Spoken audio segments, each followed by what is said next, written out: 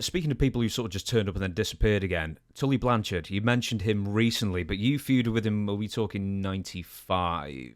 Yeah. He sort of turned up, you did like an hour battle in maybe the ECW arena, and then he just sort of just went again. What was the... I mean, how did you get Tully in, for starters, and then why did he go so soon? Yeah, I think that came right off the heels of Arn being there. And he came in and he was insistent that he wanted to do the hour. And he had not been in the ring for several years at that point, and I know like, an hour match is a hard match. I don't care if it's a work. An hour, if you're out there working, it's hard.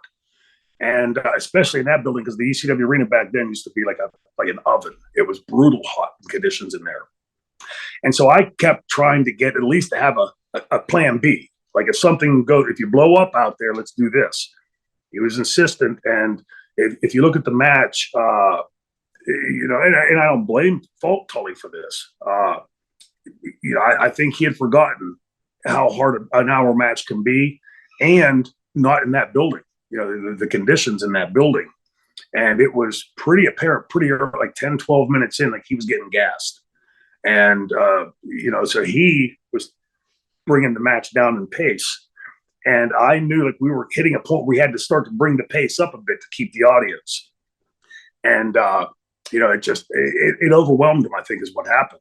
And not having that plan B when the audience got up and turned their backs to the match, instantly you stop and you think like, man, that's a kick in the balls, right? It's, but in hindsight, that was the ECW fans, right? Go out and give them a shitty product. They're gonna let you know immediately. I think it's one of those things. There was a second match with Tully. It might have been the night before again. My brain on the range of these things. We were in a high school in New Jersey, and there was, I knew Tully pretty well, but not nearly as well as I knew the other guys. Tully is, a very quiet person by nature. In that moment, when you're in the wrestling at that point, and this guy's a big star, you're thinking he's being off-putting, right? And so I think it's just his personality, a little bit hush-hush, more type of person. Paul and Taz called me to the office, and they said, Taz said, do you need me on standby? I said, for what? He said, like, if he starts to shoot. I said, Tully's not going to shoot. He said, because if we're working a match, I'm never as a wrestler going to feed you my back. But in a work match, we're going to do what we have to do. And so they started getting me thinking like outside. Like, I didn't know Tully as well as I knew the other guys, but I didn't imagine Tully doing that.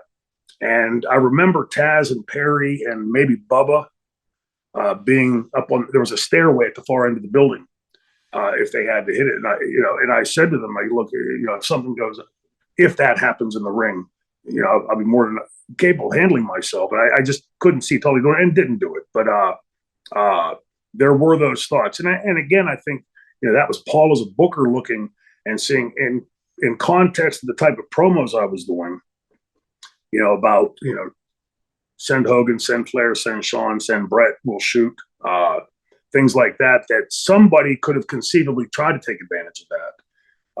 But, again, I had an amateur background, but I was confident enough that if something would go south in the ring like that I'd certainly be able to turn that around. But I just like the weird musings of things that you remember popping up and happening in the buildings at those times. ECW was very guarded for a reason, like, the uprise company, the renegades, and everybody on the outside of the mainstream industry, I think, wanted to try to do something to shut us up, to knock us off, to do something about it, but I think that's the special ingredient in ECW.